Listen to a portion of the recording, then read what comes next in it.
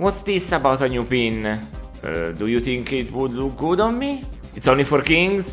Oh, fuck this, I'm gonna kill whoever wears one. I'm Araknie and this is the story of the Punisher. Unfortunately, not. Frank Castle was having a picnic with his family in Central Park and got to see a mob killing first person.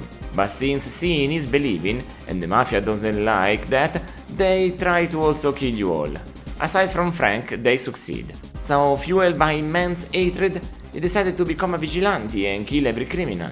Our cop's able to use his trademark symbol without being sued by Disney is beyond me. I know why, but that's a sad story. In this particular game, we slowly discover that it's the Kingpin pulling the strings on the most recent case. It reminds me of somebody with an oversized coat. Dana Carvey in The Master of Disguise. I did not think about this earlier, it's so obvious. Even if you don't really discover who was the boss who killed your family. I don't even know the motivation anymore after the first two stages. So weird to lose focus on a story with so little text. I expect it in RPGs, not in 1-hour arcade ROMs. Why even have that intro if you're not gonna solve it as a plot point? Because it was in the comic is not a good answer. You need to resolve every problem you introduce. So sorry for being such a stickler. I consider video games art, and that's why I criticize them so much. It's because I love them dearly. The game's fortune is that the gameplay is so fantastic and varied, because otherwise we would have a real case on our hands. Aside from another minor sticking point. It's 1993 and between the two characters you can only choose one. Choose. I wish. No, you don't get to play as Nick Fury unless a friend joins you. A bit late in the years to still have this restriction since basically every beat'em up has done away with them at this point. Outdated game design strikes again.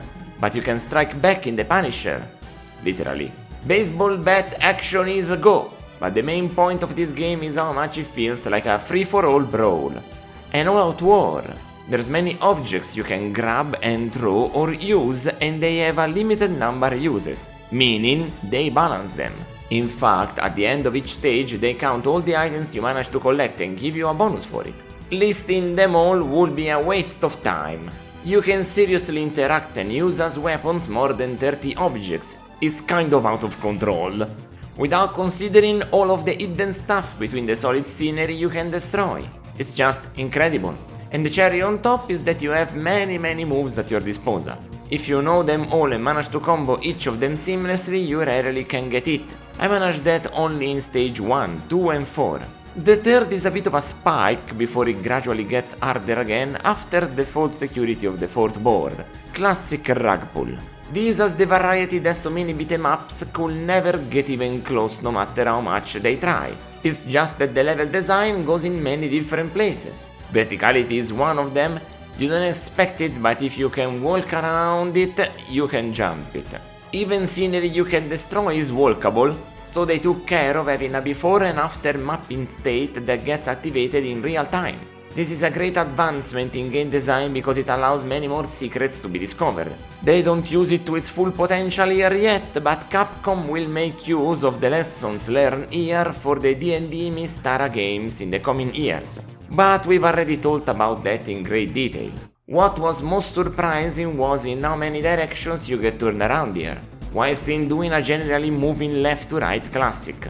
It's just that in the same level, you will be going maybe around things, or have a little section where you go up above a train and then come back down before going a little back and then entering. Well, entering. Most places you enter you smash windows, doors, walls, and Frank even dares complain when they do it to him. I see why this is beloved by cops more and more. Like that's not enough to keep you interested, you also get a pretty decent array of moves. High and low punches and kicks go a long way to keep you engaged. Plus you get a couple varied grabs, with the possibility to kick them while they're down.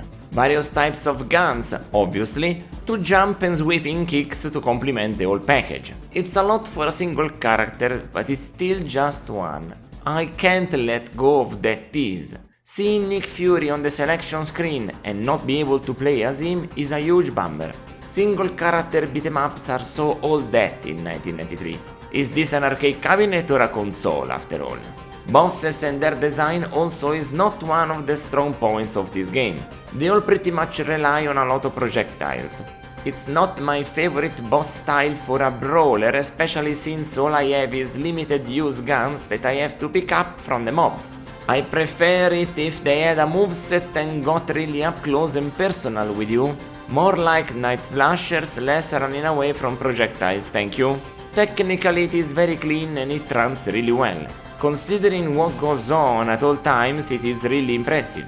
People call this a game running on CP System 1, but it would be more accurate to call this CP System 1-. It's a modified version of that board. It couldn't run on the vanilla original, certainly not at 60 FPS, I tell you that much. You could call it Capcom giving a bit more life to their legacy system while they were cooking, getting their most out of the future CP System 2. Now that one got a host of games you can't believe. 42 titles in 10 years. I don't know if there's another arcade board that hosted so many in such a short time. I certainly can't think of one, not with the documentation available to use. But yeah, even if projectile abuse was plenty, they somehow managed to show everything on screen seamlessly. Musical is a bit anonymous if it wasn't for some interesting, even if ill-fitting, baroque melodies. It was another soundtrack done by Yoko Shimomura and Isao Abe. Shimomura is known for Kingdom Hearts, and I gotta say that one track in particular sounds just like the battle theme from Hollow Bastion. It's quite striking. In general, you can tell she was getting frustrated with the limited work Capcom allowed her to make and started just doing what she wanted. You can tell which ones are made by her and ones by Abe. Honestly, I get it, but it just doesn't work here. Let's say what we really mean now. This is an 8 out of 10 for the Punisher, and that's just how it goes, I guess.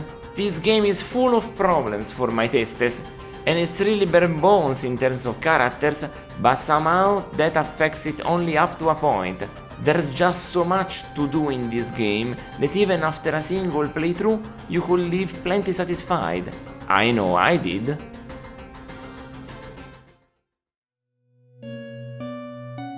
If you wanna see me play the games that I will review, plus some extra stuff, catch me on Twitch at Araknie Retro. It's my natural habitat, you see. Until next time, ciao ciao!